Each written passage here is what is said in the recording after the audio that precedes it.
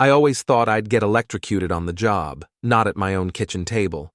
My name is Tanner Jossman, and I've been running electrical circuits for 22 years. Started with my hands in the dirt, pulling cable through crawl spaces that smelled like mildew and regret.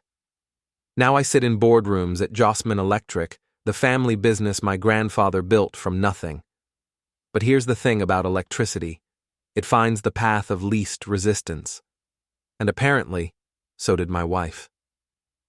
Vanna Jossman used to be a social worker, used to care about broken families and helping people rebuild their lives.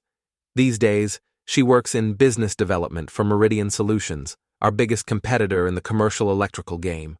She drives a white BMW that cost more than most people make in a year, and she's been coming home later and later with stories about client dinners and strategy meetings. "You wouldn't understand," she'd say when I asked about her work. "It's not just about wires and outlets anymore, Tanner. It's about relationships." Relationships, right. Our daughters, Kira and Neve, 15 and 13 respectively, have been caught in the middle of whatever this has become. They're smart kids. Too smart, maybe.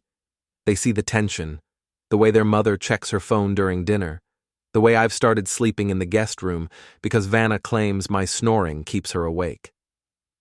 "Dad, why don't you and Mom talk anymore?" Neve asked me last week while I helped her with algebra homework. "We talk," I said, but even I didn't believe it. The truth is, Vanna and I haven't really talked in months. We've exchanged information about schedules and bills and who's picking up groceries, but we haven't connected. She's become this polished, professional version of herself that I don't recognize. Designer clothes, perfect makeup, always checking her reflection in every surface she passes. My brother Leo thinks I'm paranoid. Leo's the golden boy, 2 years older, better looking, more charismatic. He runs sales for Jossman Electric and has never met a client he couldn't charm or a problem he couldn't smooth over with his 1,000-watt smile. Mom always liked him better, though she'd never admit it. "Maybe you should try harder," Leo said when I mentioned the distance between Vanna and me. "Take her somewhere nice. Buy her something expensive. Women like that stuff." But I'd tried that. Dinner at the country club, weekend trips to Chicago, jewelry that cost more than my first truck. Nothing changed. If anything, Vanna seemed more distant, like she was going through the motions of being married while her mind was somewhere else entirely. The first real sign of trouble came 3 weeks ago. I was in the kitchen making coffee when Vanna's friend Sasha stopped by for what they called girls' night. I wasn't supposed to be there, had planned to be at the office late, but a client meeting got canceled. I stayed upstairs, but sound carries in our house. Old construction, thin walls between the kitchen and the stairwell. If you're not getting what you need at home, you have to get it somewhere else, Sasha was saying. Her voice had that conspiratorial tone women use when they think they're alone. "Life's too short to be miserable." "It's complicated," Vanna replied. "There's the business, the girls, the family dynamics. Tanner's so wrapped up in proving himself to his mother and Leo that he barely notices I exist. So make him notice, or find someone who already does." I should have walked downstairs right then. Should have confronted them, demanded to know what they were really talking about. Instead, I went to my office and pretended I hadn't heard anything. Pretended my wife wasn't discussing our marriage like it was a failed business venture. The second sign came last Tuesday. Vanna said she had a late client dinner, wouldn't be home until after midnight. But when I drove past Meridian's office building at 9:30, the parking lot was empty except for security. Her BMW wasn't there. I didn't follow her. Didn't hire a private investigator or install tracking software on her phone.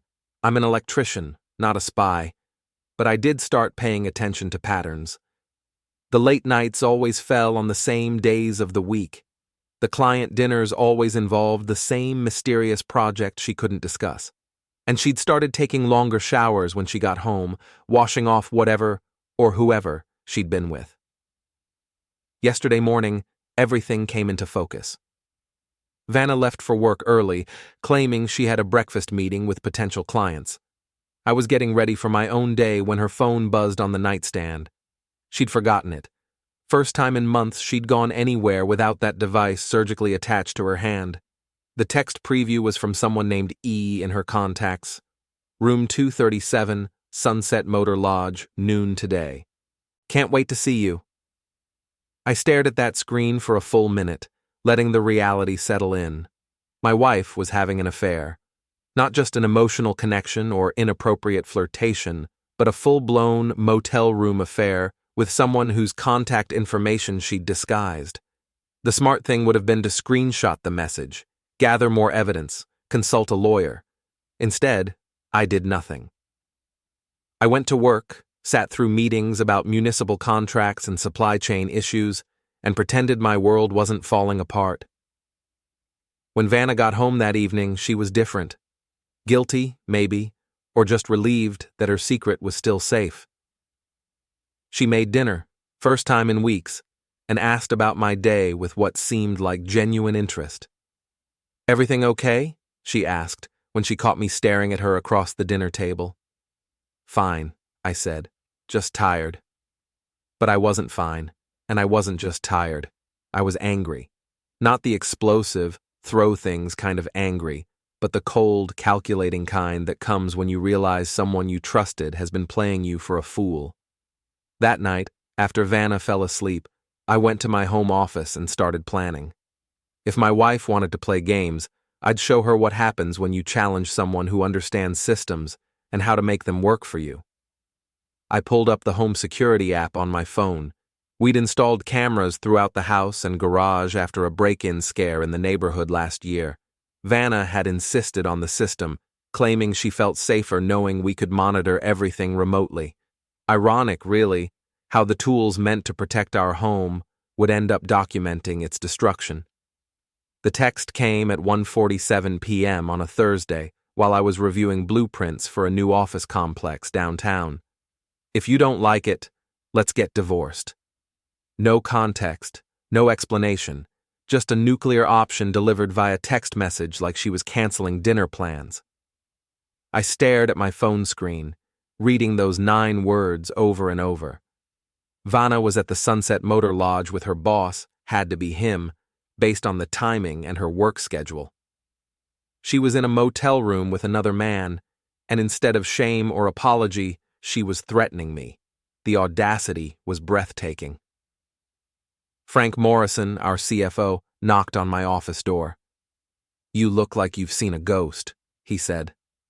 Frank's been with the company for 15 years, knows all the family dynamics and business secrets.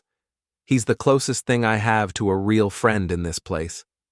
"Just some personal stuff," I said, sliding my phone into my desk drawer. "Vanna?" Frank's always been perceptive. Too perceptive sometimes. Something like that. He sat down across from my desk, his weathered face creased with concern. "You want to talk about it?" "Not really." But Frank didn't leave. He just sat there, waiting. That's his way, patient, steady, like a rock in a storm. "She's having an affair," I said finally. The words felt strange coming out of my mouth, like admitting to a terminal diagnosis. Frank nodded slowly.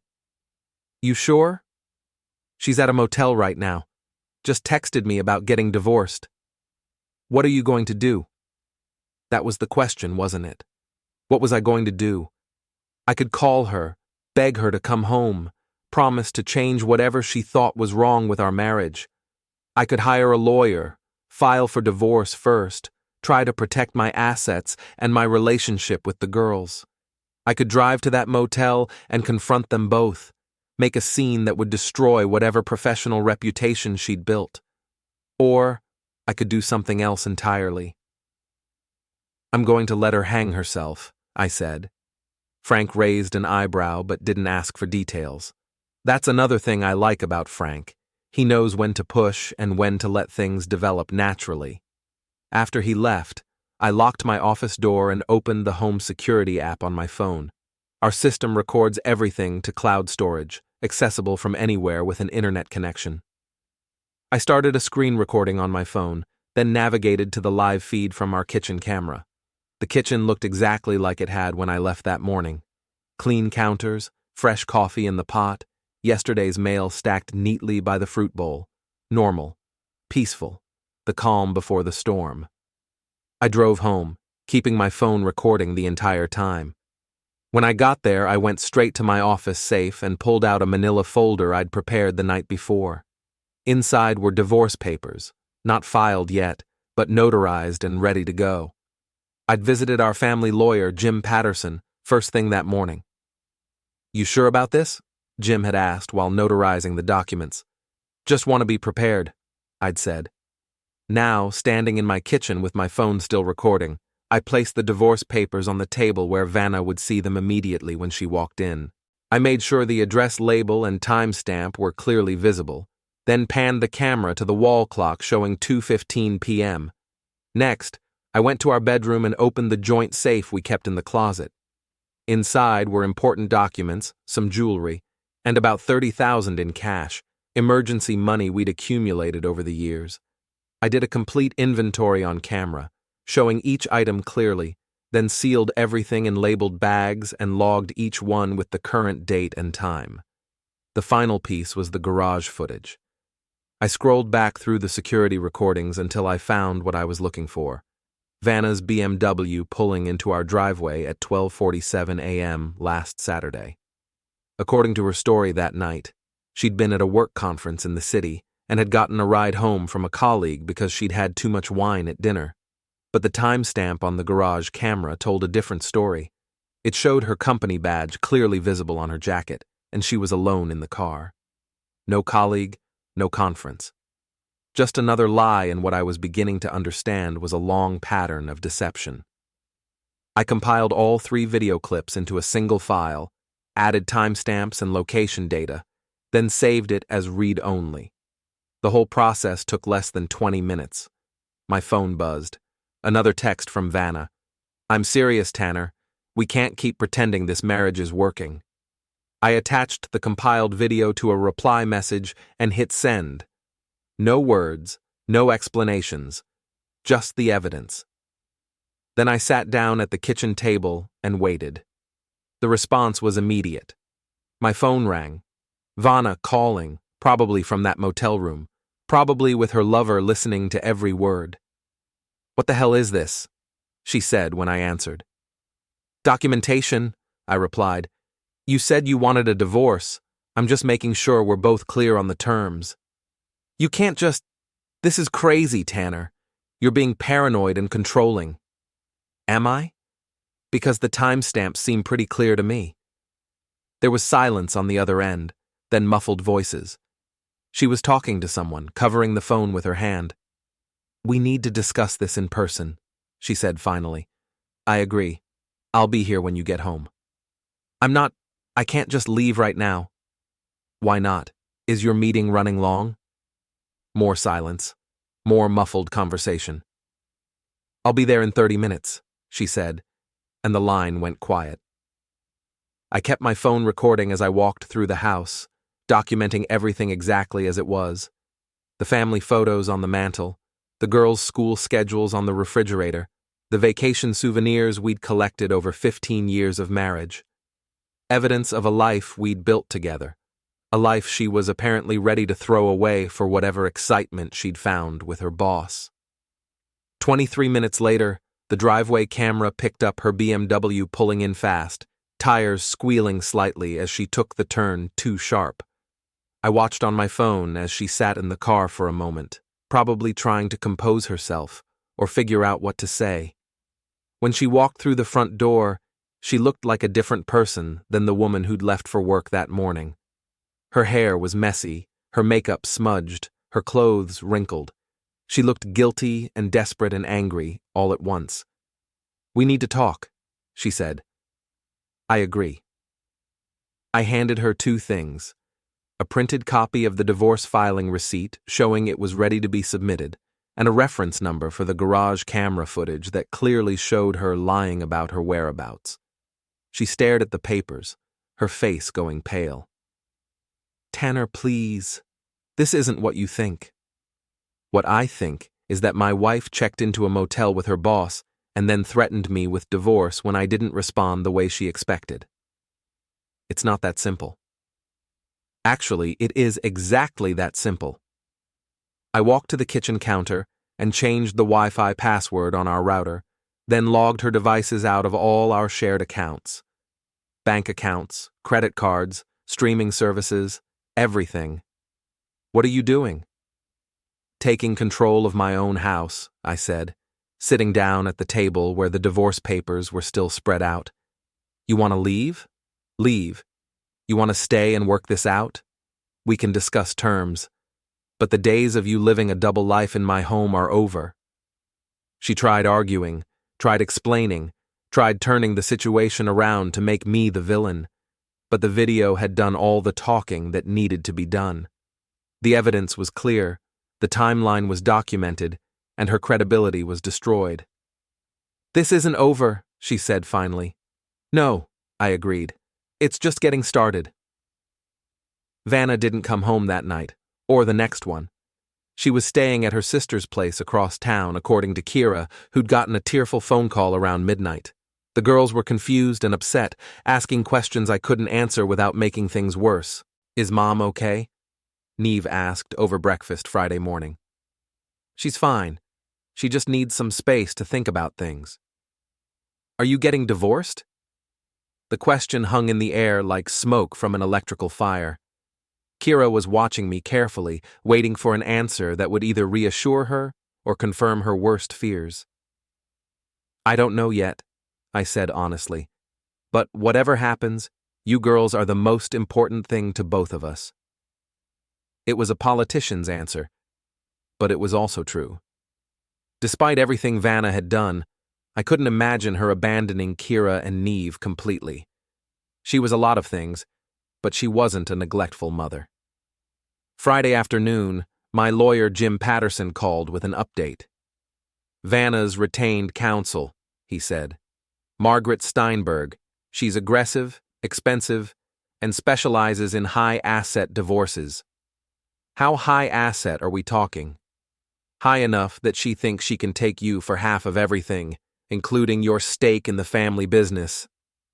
That got my attention. Jossman Electric was worth several $1 million, and my ownership percentage had been increasing steadily as I took on more responsibility. If Vanna could claim half of that in a divorce settlement, it would devastate not just me, but the entire company. What's our next move? Document everything, keep recording, and whatever you do, don't give her any ammunition to use against you. The irony wasn't lost on me. I was being advised to gather evidence against my own wife, while she was probably doing the same thing to me. That evening, Leo stopped by the house. He'd heard about the situation through the family grapevine. Mom had called him after Vanna reached out looking for support. This is getting messy, he said, helping himself to a beer from my refrigerator. Mom's worried about the business implications. The business implications? Come on, Tanner. You know how this works. If Vanna starts talking about what she knows, what she's seen, the clients she's met through us, it could damage our reputation, especially if she's working for Meridian now. I stared at my brother, trying to process what he was suggesting. You think I should just roll over? Let her take whatever she wants to avoid bad publicity? I think you should consider the bigger picture. The family, the company, your daughters. My daughters are exactly why I'm fighting this. Leo set down his beer and looked at me with what I can only describe as pity. Look, I get it. You're hurt, you're angry. But Vanna's not some random woman you picked up in a bar. She knows things, important things. Client lists, financial information, family secrets. You really want all of that coming out in a divorce proceeding? There was something in his tone that bothered me. Not just concern for the business, but something more personal. Like he had his own reasons for wanting this situation to go away quietly. What aren't you telling me, Leo? Nothing. I'm just trying to help you think through the consequences. But I was thinking through the consequences. All of them. Including the possibility that my brother knew more about Vanna's affair than he was letting on. Saturday morning brought a new development. Vanna showed up at the house while I was in the garage working on my truck. She looked better than she had Thursday. Composed, professional, like she'd had time to prepare for this conversation. "We need to establish some ground rules," she said without preamble. "Ground rules?" "For the girls. They're scared and confused, and this situation isn't helping anyone." She was right about that. Kira had been quiet and withdrawn all week, and Neve had started having nightmares. "What do you propose?" "Joint custody. I'll take them every other week. You get them the opposite weeks. We split holidays and school events, and we both agree not to discuss the divorce or our personal issues in front of them." "What about the house?"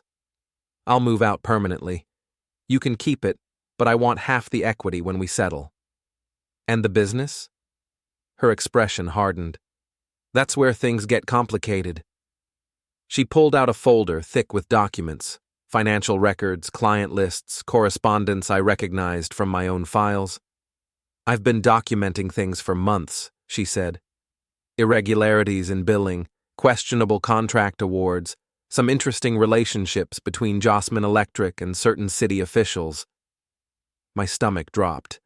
She was talking about standard business practices, relationship building, competitive bidding, the kind of networking that every successful contractor did to win projects. But in the wrong hands, with the wrong spin, it could look like corruption. "You're threatening me?" "I'm protecting myself and ensuring that our divorce settlement reflects the true value of what I'm giving up." "What you're giving up? You're the one who had the affair?" "Prove it." The challenge in her voice was unmistakable. She thought she was holding all the cards, the business intelligence, the threat of scandal, the sympathy of being a wronged wife. But she'd forgotten something important about me. I'm an electrician. I understand systems, circuits, and how power flows. And right now, she was about to learn what happens when you overload the circuit. "I don't have to prove anything," I said. "The video already did that." "What video?" I pulled out my phone and played the compilation I'd sent her Thursday. The divorce papers, the safe inventory, and most importantly, the garage footage showing her lying about her whereabouts. "This video, the one that shows you coming home alone at midnight after claiming you got a ride from a colleague, the one that's time-stamped and geotagged and stored in multiple locations." Her confidence wavered for the first time since she'd arrived. "That doesn't prove I was having an affair. Maybe not by itself, but combined with the motel text messages, the late-night meetings, and the fact that you threatened me with divorce while you were literally in bed with another man, I think most people would connect the dots." "You can't use that. It's an invasion of privacy. It's my house, my security system, and my wife lying to me. I can use whatever I want."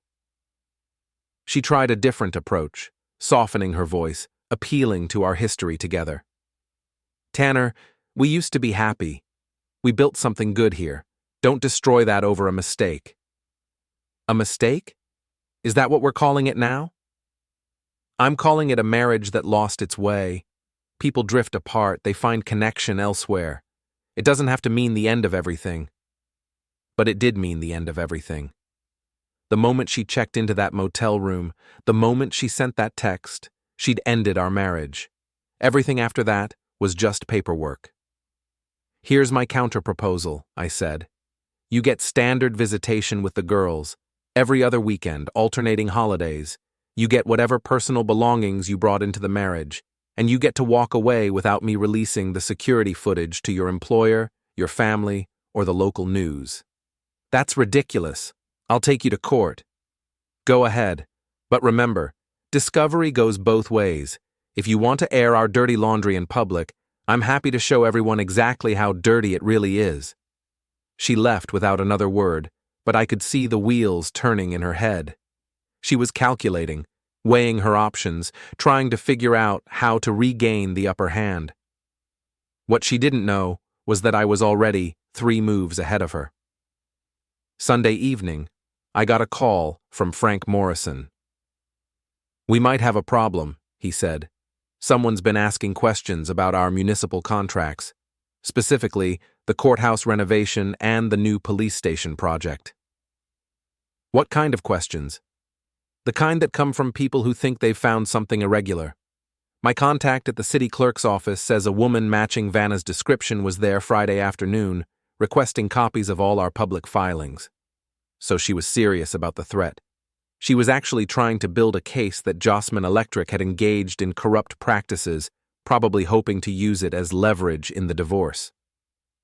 Can she hurt us? Not if everything was done properly. But you know how these things work? Even the appearance of impropriety can damage relationships. I knew exactly how these things worked. I also knew that Vanna was making a critical mistake. She was assuming that I'd be willing to sacrifice the family business to protect my personal reputation. She was wrong. Monday morning, I walked into the Meridian Solutions office building like I belonged there. Confident, purposeful, carrying a briefcase and wearing my best suit. The security guard barely looked up as I signed the visitor log using a fake name and company. I took the elevator to the third floor where Vanna's department was located and waited in the hallway until I saw him, Evan Dorsey, her boss, the man she'd been meeting at motels. He was exactly what I'd expected. Mid-40s, expensive suit, the kind of practiced charm that worked on lonely housewives. "Excuse me," I said, approaching him near the elevator. "Aren't you Evan Dorsey?" "Yes, do we know each other?" "Tanner Jossman, Jossman Electric. I think you know my wife, Vanna." His face went pale. He started to say something, probably a denial, but I held up my hand. "I'm not here to make a scene. I'm here to give you some friendly advice." I handed him a manila envelope containing printed screenshots of Vanna's threats about exposing business irregularities, along with copies of the security footage showing her accessing our office building after hours. "My wife seems to think she can use privileged information about my company to gain leverage in our divorce. Information she could only have obtained through her relationship with you. That might be something your legal department would want to review." He opened the envelope, scanned the documents, and his expression shifted from fear to anger. "This is between you and Vanna. Leave me out of it." I wish I could. But when she starts making threats about corporate espionage and using stolen business intelligence, it becomes everyone's problem. I left him standing there, holding the evidence of his own vulnerability. By the time the elevator doors closed, he was already pulling out his phone. The call came 2 hours later. Vanna screaming about harassment and intimidation and how I'd crossed a line by involving her workplace. "You want to play hardball?" she said. "Fine, we'll play hardball." "Good," I replied. "I was hoping you'd say that." Because the truth was, I was just getting started.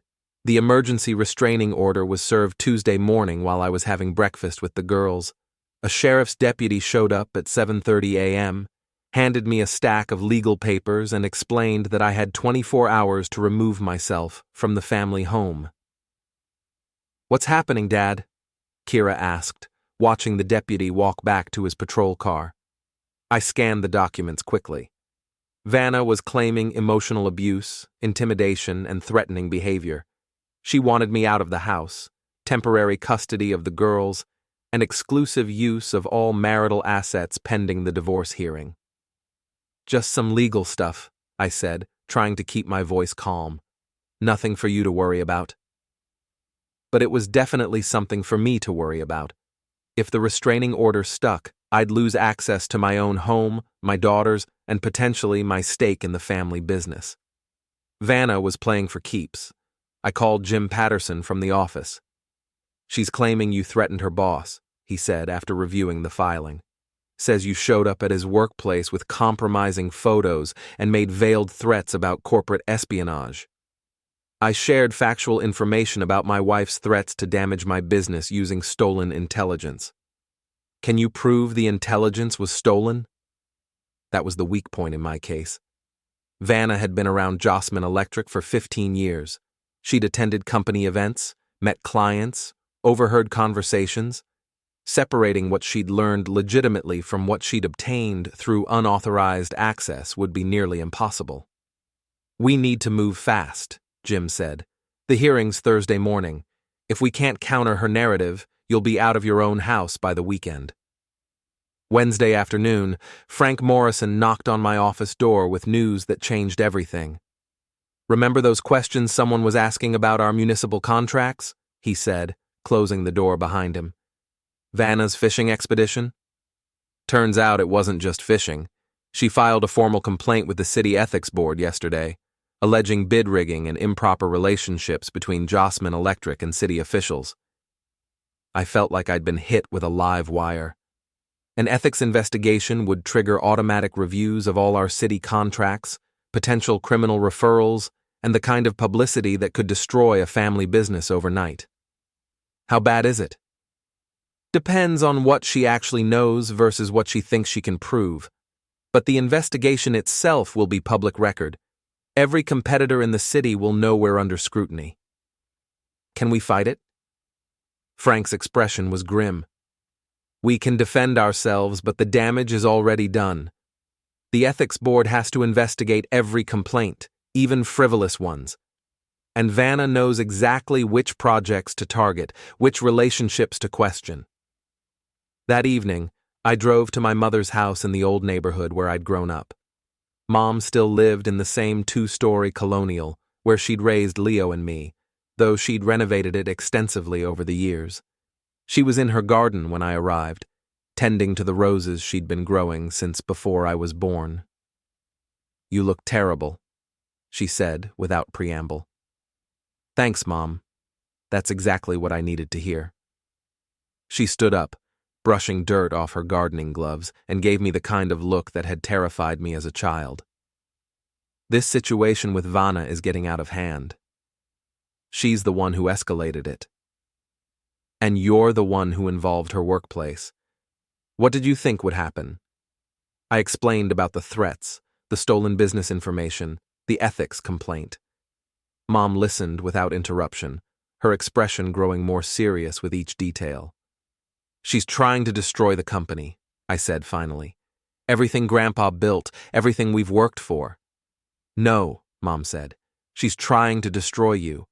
The company is just collateral damage. We went inside, and she made coffee while I sat at the kitchen table where I'd done homework 30 years ago. The house smelled like lemon oil and fresh flowers, exactly the way it always had. I need to ask you something, Mom said, sitting down across from me. And I need you to be completely honest. Okay. Is there any truth to what Vanna's alleging? Any irregularities in how we've handled city contracts? The question hung between us like a loaded circuit, because the truth was complicated. We've always operated within the law, I said carefully, but we've also built relationships, made connections, done favors for people who could help us win projects. What kind of favors? Free electrical work for city council members' homes, donations to the mayor's charity events, hiring recommendations for relatives of key decision-makers. Mom nodded slowly. Standard business practices. Exactly. But if someone wanted to make it look improper, they could paint a picture of corruption even if no laws were actually broken. Right. She sipped her coffee, thinking. Mom had been involved in the business for 40 years, first as Grandpa's bookkeeper, then as an unofficial advisor to Dad, and finally as the majority shareholder who'd kept the company stable after Dad's heart attack 5 years ago. What do you want to do? She asked. I want to fight. For the business, for my daughters, for everything we've built. Even if it means destroying Vanna completely? The question surprised me. I'd been so focused on defending myself that I hadn't really considered what total victory would look like. She started this war, Mom. She chose to have an affair, chose to threaten me, chose to attack the family business. I'm just finishing what she started. And Leo? What's his position in all this? That was an interesting question. Leo had been notably absent from the family discussions about the crisis. He'd made a few supportive comments, but he hadn't offered to help with strategy or legal planning. Leo thinks I should settle quietly, avoid the publicity. Maybe he's right. You think I should just give her whatever she wants? Mom set down her coffee cup and looked at me with the kind of intensity that had always made me feel like she could see straight through to my soul. I think you should be very careful about who you trust. This situation has revealed things about people that you might not have seen before. Thursday morning's restraining order hearing was held in a cramped courtroom that smelled like disinfectant and broken dreams. Vanna sat with her lawyer, Margaret Steinberg, at one table, while Jim Patterson and I occupied the other. The judge, a tired-looking woman in her 60s, reviewed the filings with obvious impatience. Mrs. Jossman, you're alleging that your husband threatened you and your employer. Can you be specific about these threats? Vanna stood up, looking every inch the wronged wife in a conservative navy suit and minimal makeup. Your Honor, my husband has become increasingly unstable since I asked for a divorce. He's been following me, recording my conversations, and harassing my colleagues at work. Yesterday, he showed up at my office and threatened my boss with what he called corporate espionage charges. Mr. Jossman, how do you respond? Jim had coached me to keep my answers brief and factual. Your Honor, my wife filed a complaint with the City Ethics Board alleging corruption by my family's business. She obtained this information through unauthorized access to company files and is using it to gain leverage in our divorce. I was simply informing her employer that they might want to review the legal implications. Do you have evidence of this unauthorized access? Jim handed the judge a folder containing security footage from our office building, showing Vanna entering after hours on multiple occasions over the past 6 months. This footage shows Mrs. Jossman accessing Jossman Electric facilities outside of normal business hours, using credentials that were never officially issued to her. Steinberg objected. Your Honor, Mrs. Jossman has been married to the plaintiff for 15 years. She's attended countless company events and has legitimate knowledge of business operations. But not legitimate access to confidential files, Jim countered, and certainly not the right to use that information to file false ethics complaints. The judge reviewed the security footage, the ethics complaint, and Vanna's restraining order request. After 20 minutes that felt like 20 hours, she made her ruling. I'm denying the restraining order. While there's clearly significant marital discord here, I don't see evidence of threats or intimidation that would justify removing Mr. Jossman from his own home. However, I'm ordering both parties to refrain from any contact except through counsel, and I'm referring the ethics complaint matter to family court for resolution during divorce proceedings. Vanna's face went white. She'd gambled on getting me removed from the house and lost.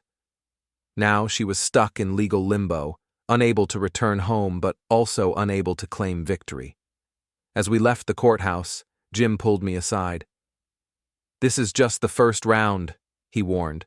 She'll regroup and come back harder. Let her come. I'm ready. But I wasn't ready for what happened next. As we walked to the parking garage, I saw Leo's truck parked in the visitor section. He was sitting inside, talking on his phone, and when he saw me, his expression was pure guilt. Our eyes met through the windshield for just a moment before he started his engine and drove away without acknowledging me. That's when I realized Mom had been right. I needed to be very careful about who I trusted, because my own brother might be working against me. The revelation about Leo came that Friday evening in the most mundane way possible, through a misdirected text message. I was at home, trying to maintain some normalcy for Kira and Neve, when my phone buzzed with a message clearly intended for someone else. Meeting went as planned. T doesn't suspect anything yet. Keep pressure on from your end. The sender was listed as V in my contacts. Vanna. But the message hadn't come to me. It had come to a group chat that included me by mistake, probably because my name starts with T, and she'd selected the wrong contact when setting up the group.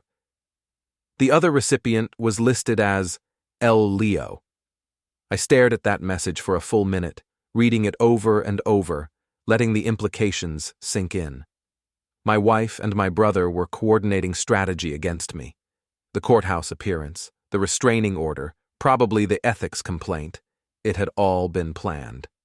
My phone buzzed again. Another message in the same group. He's getting suspicious. Saw me at courthouse yesterday. Need to accelerate timeline. This one was from Leo. I screenshot both messages, then called Frank Morrison.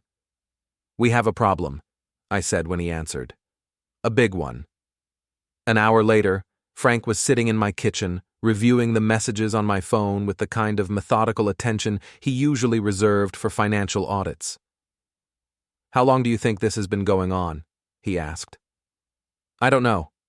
Weeks, maybe months." "The affair, too?" That was the question that had been eating at me since I saw those messages. Was Leo just helping Vanna with legal strategy, or was their collaboration more personal? I need to find out. How? I thought about it. Leo and I had always been competitive, but we'd also been close. We'd worked together, socialized together, trusted each other with family secrets and business decisions. If he was betraying me, I needed to understand why. I'm going to give him a chance to tell me the truth. Saturday morning, I called Leo and asked him to meet me at Murphy's Tavern, a dive bar near the industrial district where we'd been going since we were old enough to drink legally. It was the kind of place where you could have a private conversation without worrying about being overheard by anyone who mattered. Leo was already there when I arrived, nursing a beer and looking like he hadn't slept well. He'd always been the better-looking brother, taller, broader, with the kind of easy charm that made people like him immediately. But today, he looked older, worn down by whatever weight he was carrying. "Thanks for meeting me," I said, sliding into the booth across from him. "Sure. How are you holding up?" "I've been better. This whole situation with Vanna is getting complicated." He nodded sympathetically. "Divorce is always messy, especially when there's a business involved." "Speaking of business, I heard something interesting yesterday." I pulled out my phone and showed him the screenshot of the group messages. His face went through several expressions in rapid succession: surprise, guilt, anger, and finally resignation. "How long?" I asked. "How long what?" "How long have you been working with my wife to destroy me?" He took a long drink of his beer, buying time to formulate an answer. "It's not what you think." "Then explain it to me." "Vanna came to me a few months ago. She was unhappy, felt like you weren't paying attention to her, weren't appreciating what she brought to the family. She wanted advice on how to get your attention." "So you advised her to have an affair?" "I advised her to make you realize what you could lose. But she took it further than I expected." "And the ethics complaint? The restraining order? The threats about business intelligence?" Leo's jaw tightened. "That was her idea. I told her it was a mistake, but she wouldn't listen." "But you didn't warn me." "I thought I could talk her out of it, convince her to handle things more quietly." I studied my brother's face, looking for tells, trying to separate truth from manipulation. Leo had always been good at saying what people wanted to hear. "There's something else, isn't there?" He finished his beer and signaled the bartender for another one. "Mom's been talking about succession planning. Who's going to take over when she's ready to step back from the business? And your name has been coming up more often than mine."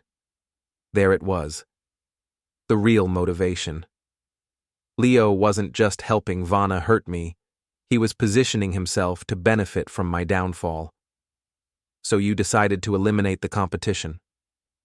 "I decided to protect the family business from a messy divorce that could damage our reputation and cost us contracts. By helping my wife destroy my credibility. By trying to minimize the damage to everyone involved." I stood up, threw a 20 on the table, and looked down at my brother with a mixture of disappointment and disgust. "You know what the funny thing is, Leo? I never wanted to compete with you. I just wanted to do good work and take care of my family. But now that I know what you're really like, I'm going to make sure everyone else knows too." I left him sitting there and drove straight to the office, where I spent the next 4 hours documenting everything I could remember about Leo's involvement in company operations. every questionable decision, every corner cut, every client relationship that might not survive scrutiny. If my brother wanted to play dirty, I'd show him what dirty really looked like. Monday morning brought the first phase of my counterattack. I called an emergency board meeting, ostensibly to address the ethics complaint and its potential impact on company operations.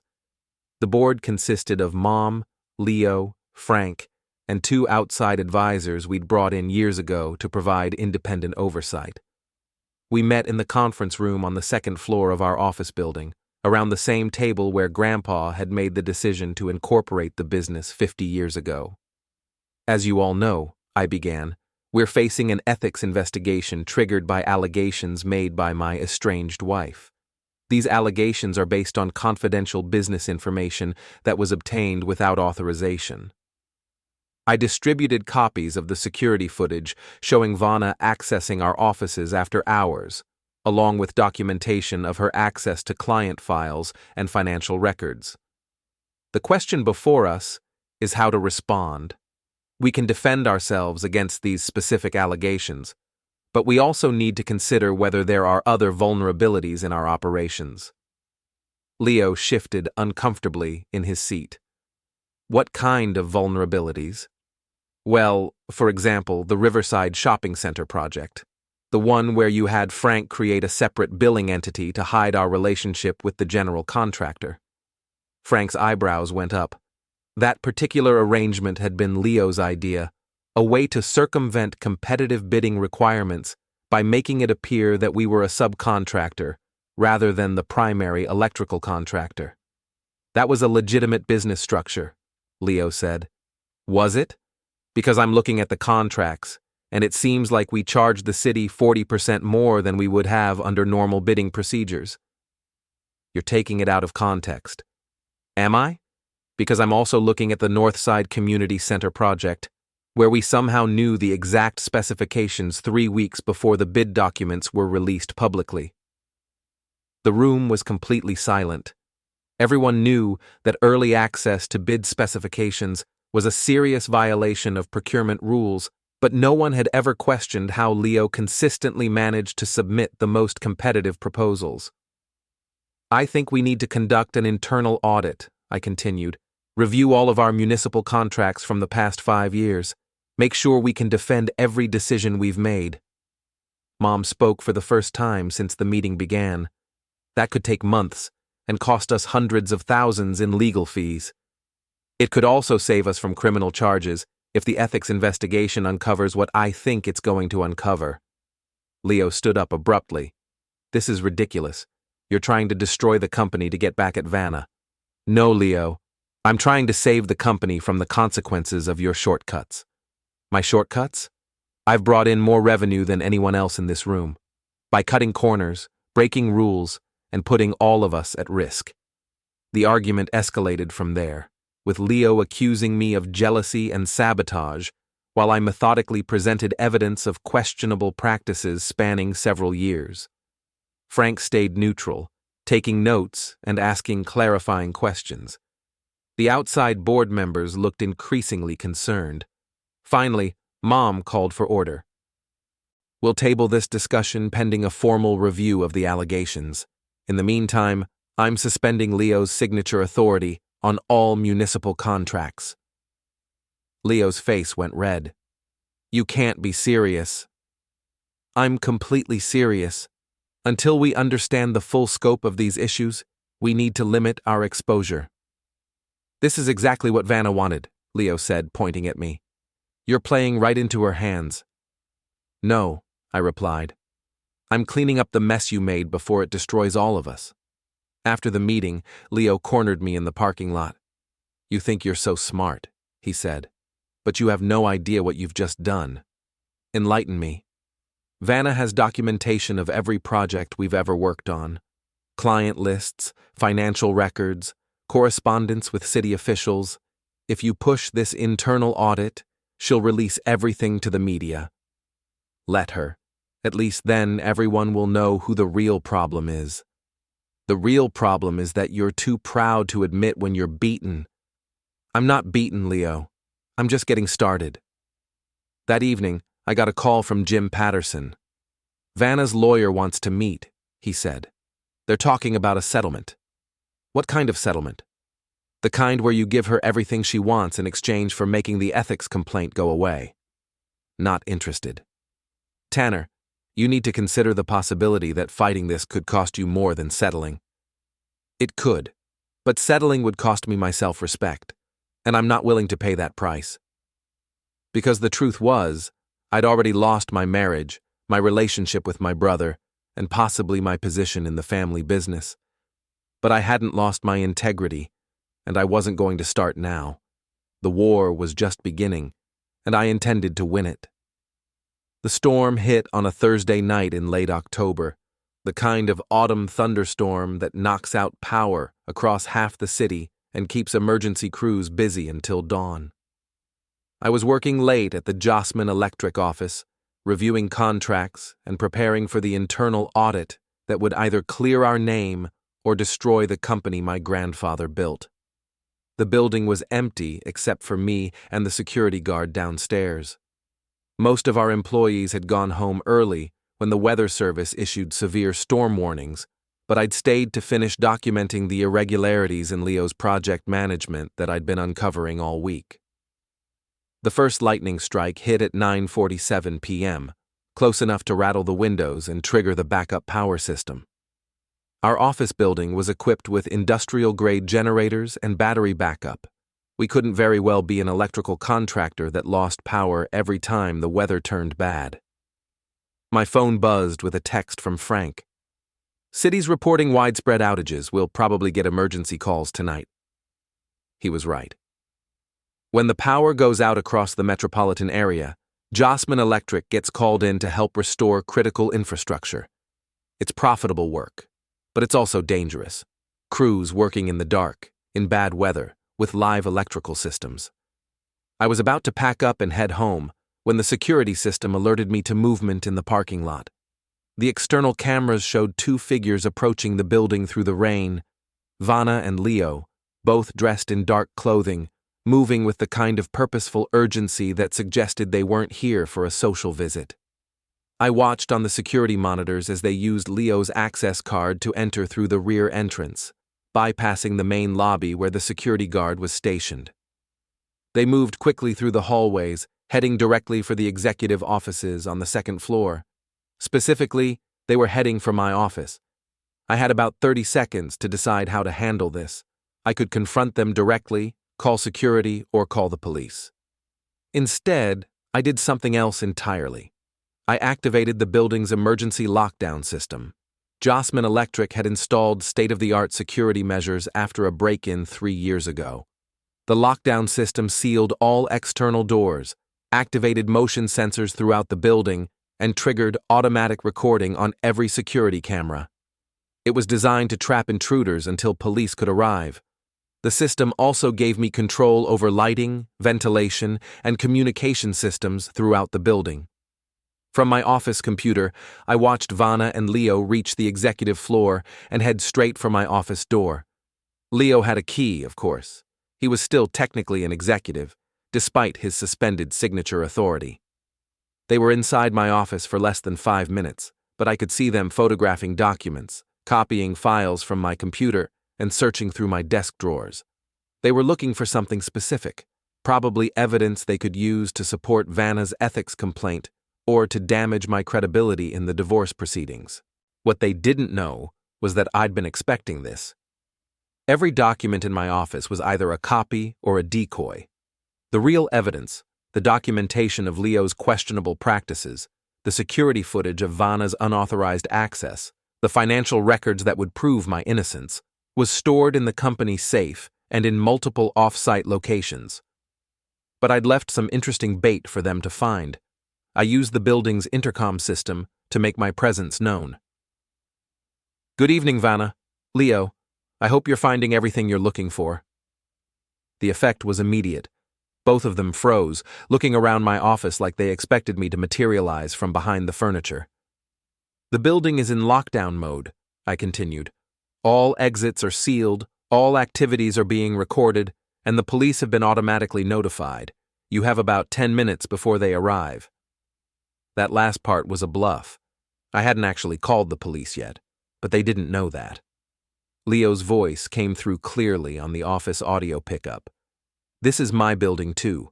I have every right to be here. You have a right to be here during business hours, for business purposes. Breaking in during a storm to steal confidential documents doesn't qualify. I watched them argue in whispered tones, pointing at the documents they'd photographed and clearly debating whether to continue their search or try to escape. That's when I implemented the next phase of my plan. I remotely disabled the air conditioning system and activated the fire suppression sprinklers in the executive wing. Water began raining down from the ceiling, soaking everything in my office, including Vanna and Leo. The sprinkler system was designed to protect sensitive electrical equipment, so the water pressure was significant. "What the hell are you doing?" Vanna shouted, her voice carrying clearly through the intercom. "I'm protecting company assets from theft and vandalism," I replied. "The water will stop when you exit the building through proper channels." But they couldn't exit through proper channels because the lockdown system had sealed all the doors. They were trapped in a flooding office, soaked to the skin, with security cameras recording everything. Leo tried to use his access card to override the lockdown, but I'd remotely disabled his credentials. Vanna attempted to call for help, but the building's cell signal boosters were part of the security system I now controlled. "Tanner, this is insane," she said, speaking directly to the camera. "Let us out of here. I'll let you out when you explain what you're doing in my office at 10 o'clock at night during a thunderstorm. We're retrieving documents that belong to me, financial records from our marriage. Financial records are kept in the accounting department, not in my personal office. What you're retrieving is confidential business information that you plan to use against the company." The water continued to pour down, and I could see them getting desperate. Vanna's carefully styled hair was plastered to her head, and Leo's expensive suit was ruined. They looked like drowned rats, and the security cameras were capturing every unflattering moment. "Okay," Leo finally said. "We're here because Vanna needs documentation for the divorce proceedings. We thought it would be easier to get it after hours, without involving lawyers." "What kind of documentation?" "Proof of your involvement in the municipal contract irregularities. Evidence that you knew about the bidding violations and participated in covering them up." I almost laughed. They were looking for evidence of crimes I hadn't committed, hoping to find documentation that would shift blame from Leo to me. "Did you find what you were looking for?" They exchanged glances, clearly unsure how to answer. "Because if you'd asked, I could have saved you the trouble. There is no evidence of my involvement in bidding violations because I wasn't involved. But there's plenty of evidence of Leo's activities, and it's all properly secured and backed up." That's when Leo lost his temper completely. "You self-righteous piece of garbage," he shouted. "You think you're better than everyone else, but you're just a glorified electrician who got lucky. This company would be nothing without me. This company would be a lot better off without your creative interpretation of procurement rules.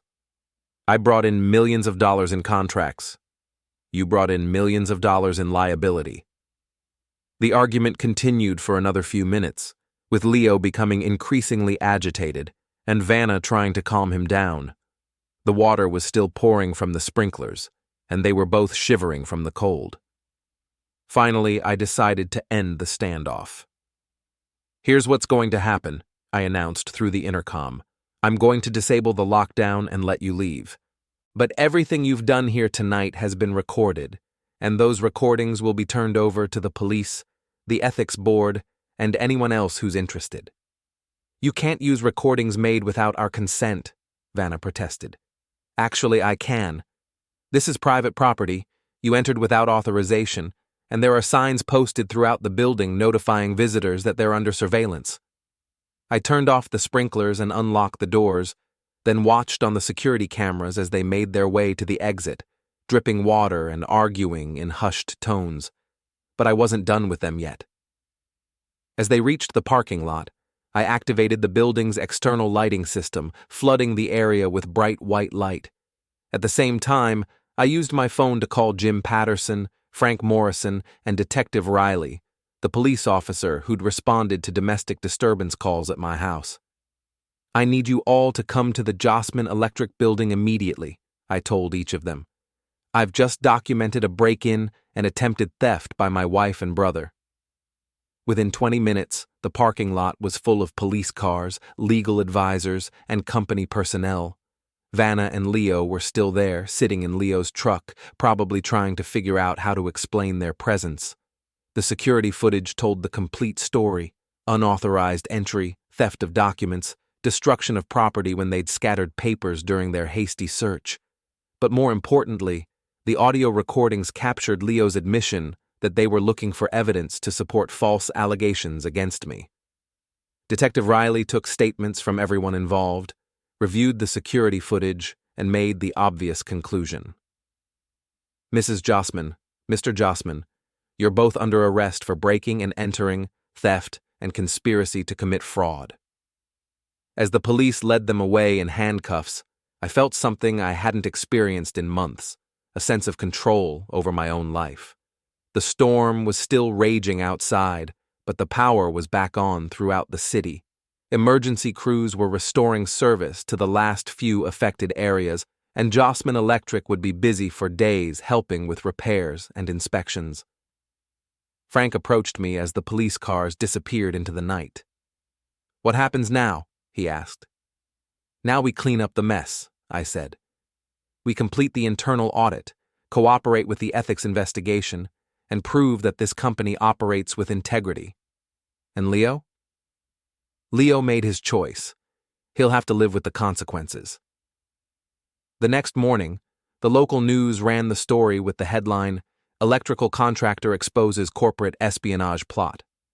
The security footage of Vanna and Leo breaking into the building, getting soaked by the sprinklers, and being arrested in the parking lot went viral on social media. By afternoon, Meridian Solutions had fired Vanna for corporate espionage and breach of ethics. The City Ethics Board dropped their investigation after reviewing the evidence that showed the complaint was based on stolen documents and false allegations, and the family business was finally free from the threats that had been hanging over it for months. I was in my office, reviewing the damage and planning repairs, when Mom called. "The board met this morning," she said. "We've voted to remove Leo from all executive positions and buy out his shares in the company. And we voted to name you as the new president and chief operating officer." I looked out the window at the city skyline, where crews were still working to repair storm damage. It had been a long, difficult journey to get to this point, but I'd finally reached the destination I'd been working toward my entire career. "Thank you," I said. "Don't thank me yet. You've got a company to rebuild and a reputation to restore." "I know." "And Tanner?" "Yes?" "Your grandfather would be proud." That evening, I picked up Kira and Neve from their temporary stay at my mother's house and brought them home. Our house, the one Vanna had tried to take from me, the one that represented everything I'd worked for and everything I'd fought to protect. "Is it over?" Kira asked as we sat down for dinner. "The worst part is over," I said. "But we're going to be okay." "What about Mom?" That was the hardest question to answer. Vanna would face criminal charges, civil litigation, and the complete destruction of her professional reputation. She'd lost her job, her marriage, her standing in the community, and probably her freedom. "Your mom made some bad choices," I said carefully. "But she's still your mom, and when she's ready to make things right, we'll figure out how to move forward." It was a politician's answer, but it was also the truth. Despite everything she'd done, Vanna was still the mother of my daughters, and they deserved the chance to maintain that relationship if possible. Later that night, after the girls had gone to bed, I stood in my kitchen and looked at the table where this whole story had started, where I'd placed those divorce papers, where I'd made the decision to